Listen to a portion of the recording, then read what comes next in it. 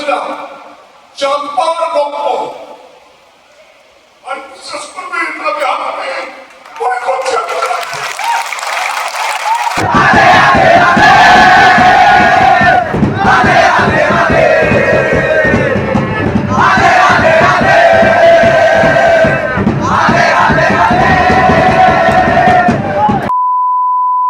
একটু বলতে যে আমি খুব মনের মতো জমা দিল, আমি জমিয়ে দেবো বলতে দে।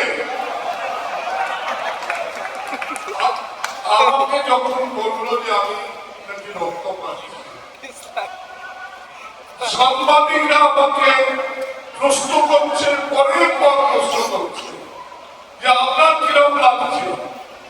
আমি তোমায় তোমাদের বলবো না, আমি যাদের জন্য রক্ত পেয়েছি তাদেরকে আমি স্টেডিয়ামে গিয়ে বলবো। এবার শুনবে আমার কিরকম লাগছে রক্তকে। ছোটবেলায় আমি শুনতাম কেউ ফার্স্ট হলে একটু ধ্যান জ্ঞান দেখালে তাদের ছেলের ক্লাসের ছেলের বলতে কিরে সারা তুই কি হাতে চাঁদ পেয়েছিস। সেই যে ছোটবেলায় শুনেছিলাম চাঁদপার গল্প, আর বিশ্বাস করবে আমি হাতে মনে করছি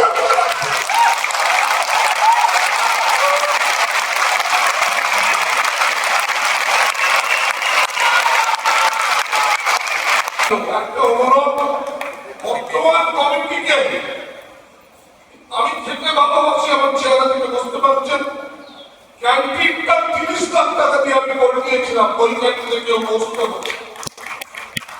সেই ক্যান্টিন কাজু স্টুপাউটি আমি আর সুব্রত মুখার্জি মারা গেছে আমার দুজনে স্টুপাউটিকে উদ্বোধন করেছিলাম।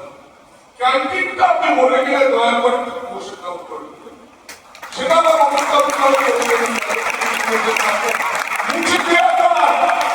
বুঝতে পারা যাবে না। জিএস হয়ে বর্মান নামের আইন ছিল, বিদেশি প্লেয়ার খেলাতে পারবে না। আমি সেই কাগজ আইনটা ছিঁড়ে ফেলে একজনকে বললাম জেনে গেলে জেনে যাব, কিন্তু আমি বিদেশি প্লেয়ার দেব। এবং আমি সীমাকে তুললাম, কথা বলি সীমাকে যখন তুলতে গেলাম, সীমা বিয়ে করছে কাছে বলে একজন কলকাতা মেয়ে। সীমা বলতে দেখো আমি নাইজেরিয়া থেকে আস্তে আস্তে বলবো তুমি একটু কাছের সঙ্গে টাকা করে কথাটা বলছো, কারণ কাছে তখন রান্না করে রান্না করছো। আমি রান্নার ঘরে গিয়ে বসে গেলাম, সীমা দাঁড়িয়ে রইল, কাছের সঙ্গে টাকা করে কথা হলো। মধ্যিখানে সীমা উঠে গেল, ছেলেটাকে আবার করে বসিয়ে গেল। এই রে কথা শেষ হবার ভেতরে তিনি জীবন ছেলে তো এত হিসি করে দিল, পুরো ভিজে গেল।